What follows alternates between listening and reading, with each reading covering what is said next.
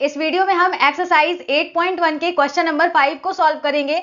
आपका question number 5 है, दर्शाइए कि यदि एक चतुर्भुज के विकर्ण बराबर हो और परस्पर समकोण पर समद्विभाजित करें तो वह एक वर्ग होता है।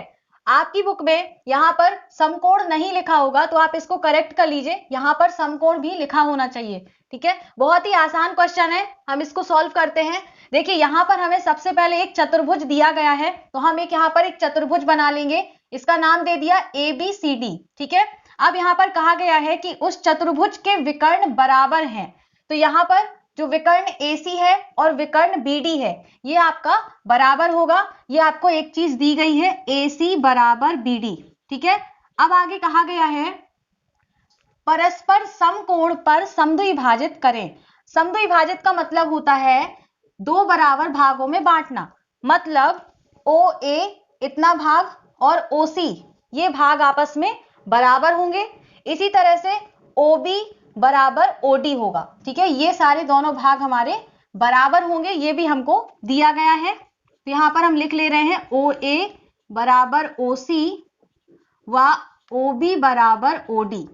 ठीक है, अब और क्या कहा गया है, परस्पर समकोण पर समद्विभाजित करते हैं, मतलब यहां पर ये कोण 1 है, ये कोण 2, ये कोण 3 और ये कोण 4, ये जो चारों कोण हैं यहां पर 90 अंश का कोण बनता है। मतलब ये जो विकर्ण है ये एक दूसरे को 90 अंश पर समद्विभाजित करते हैं। ये चारों कोण हमारे 90 अंश के होंगे, ये भी हमको दिया गया है। तो हम यहां पर ये भी लिख लेंगे, कोण 1, कोण 2, कोण 3 और कोण 4 ये सभी 90 अंश के हैं। अब हमें यहां पर लिखना है कि हमको क्या क्या दिया गया है। तो हमने यहां पर लिखा है ABCD एक चतुर्भुज है जिसके विकर्ण AC और BD इस प्रकार हैं कि AC बराबर BD है। देखिए यहां पर दिया गया है विकर्ण बराबर है, मतलब AC बराबर BD ये हमें दिया गया है। दूसरी चीज, ये समकोण पर समद्विभाजित करते हैं, मतलब OA बराबर OC और OB बराबर OD ये भी हमको दिया गया है। साथ में ये समकोण पर समद्विभाजित करते हैं, मतलब कोण 1, कोण 2, कोण 3 और कोण 4 ये सभी 90 अंश के हैं, ये हमको दिया गया है। हमें सिद्ध करना है कि ये जो चतुर्भुज ABCD है ये एक वर्ग है। ठीक है, तो यहां पर हम लिख लेते हैं सिद्ध करना है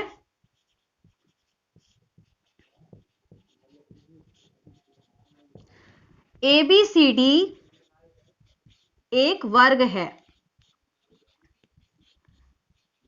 अब आप सभी जानते हैं कि अगर हमें इस चतुर्भुज को वर्ग सिद्ध करना है तो उसके लिए हमें इसमें दो चीजें बराबर दिखानी होगी। पहली चीज कि वर्ग की चारों भुजाएं बराबर होती हैं, मतलब AB, BC, CD और DA ये सभी चारों भुजाएं हमें बराबर दिखानी होगी। और दूसरी चीज कि इसका कम से कम एक कोण जो है वो समकोण दिखा दें। ये कोण A या कोण B ये सभी इसके क्या होते हैं, 90 अंश के होते हैं।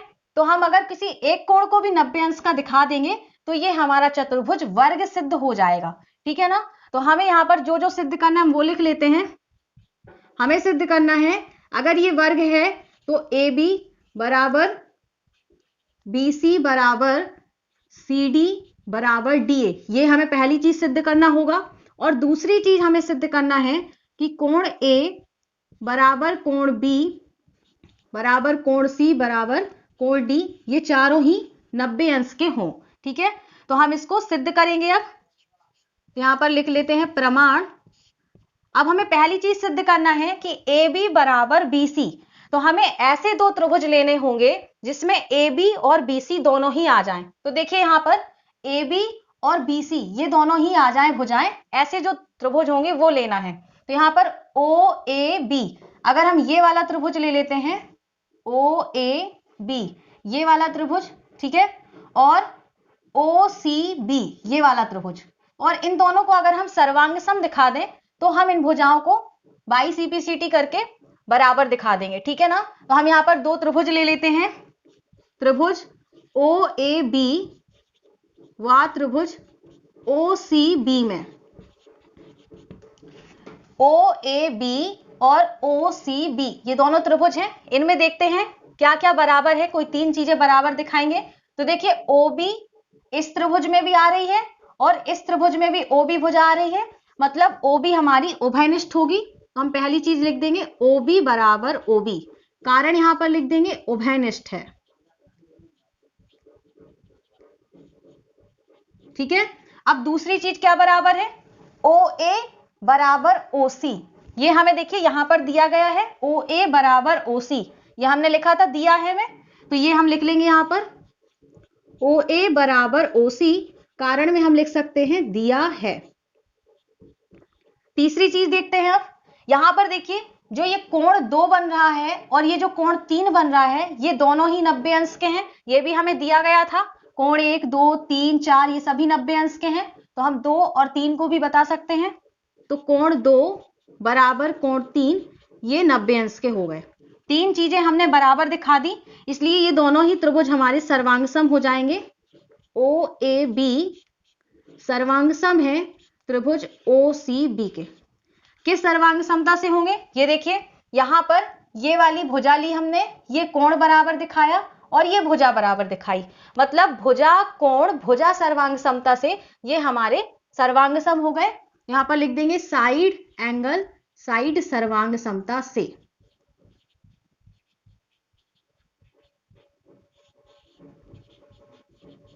ठीक है। अब हमें यहां पर AB और BC को बराबर दिखाना है, तो ये दोनों ही त्रिभुज हमारे सर्वांग सम हो चुके हैं। तो अब हम इस AB भुजा और BC भुजा को बराबर दिखा सकते हैं सर्वांग सम त्रिभुजों के संगत अवयव यानी कि बाई CPCT से। ठीक है, तो यहां पर हम लिखते हैं AB बराबर BC, ये कैसे लिखा हमने, बाई CPCT। CPCT का मतलब होता है हिंदी में सर्वांग सम त्रिभुजों के संगत अवयव से। अगर कोई भी दो त्रिभुज हमारे सर्वांग सम है तो उसके संगत जितने भी अवयव होंगे वो सभी बराबर होते हैं। ठीक है, तो इसको हम शॉर्ट फॉर्म पे बाई CPCT से यहां पर इसको बराबर दिखा दिए। अब अगर हम ये दोनों त्रिभुज जैसे हमने लिए तो AB भुजा BC के बराबर हो गई। अब अगर ये दोनों त्रिभुज लेते तो भुजा BC और CD बराबर हो जाते। फिर अगर हम ये दोनों त्रिभुज लेते तो CD और AD बराबर हो जाते।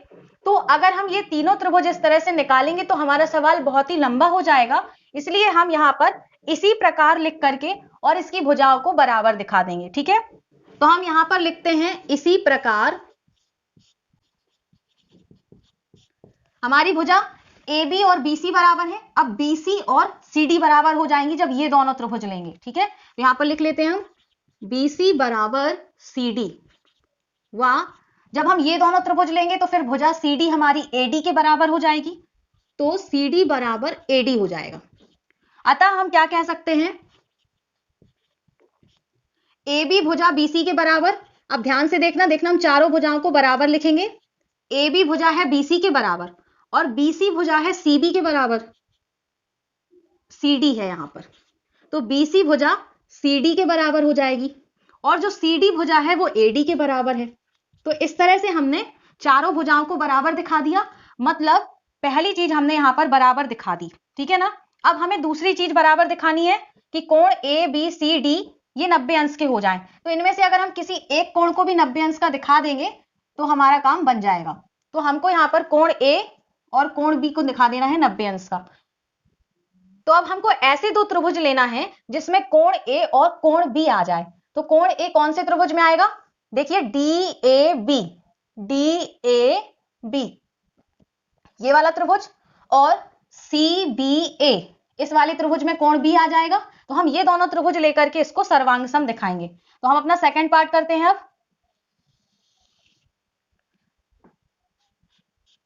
त्रिभुज DAB व त्रिभुज CBA में, ठीक है, इसमें क्या क्या बराबर है देख लेते हैं, इनको भी सर्वांग सम दिखाएंगे।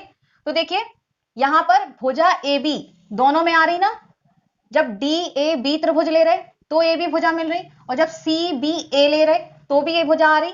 AB भुजा ये देखिए यहां पर, तो AB भुजा यहां पर क्या हो जाएगी, दोनों में उभयनिष्ठ है, तो AB बराबर AB उभयनिष्ठ है। अब और क्या बराबर है, तो देखिए ये भुजा AD और BC ये आपस में बराबर होंगी, ये अभी हमने सिद्ध किया है। AB, BC, CD और AD ये चारों ही बराबर हैं। तो हम लिख सकते हैं कि AD बराबर BC तो यहां पर लिख देंगे AD बराबर BC। ये हम सिद्ध कर चुके हैं, सिद्ध कर चुके हैं।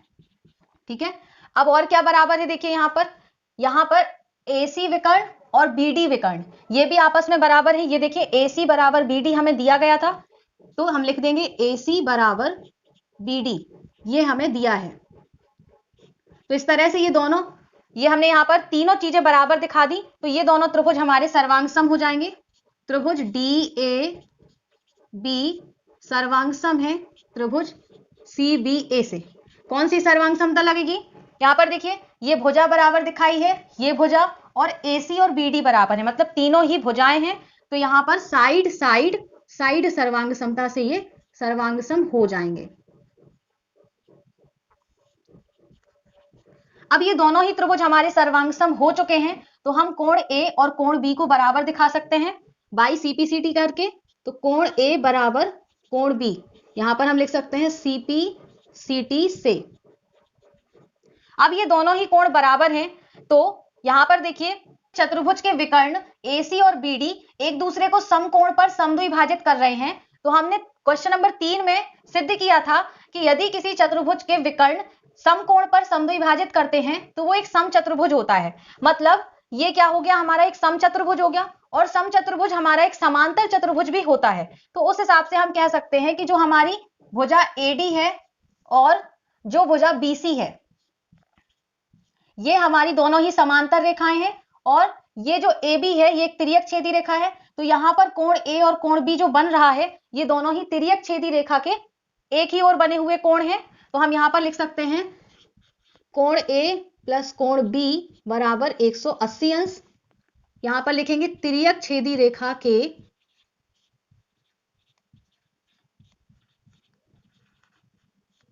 एक ही ओर बने कोण हैं।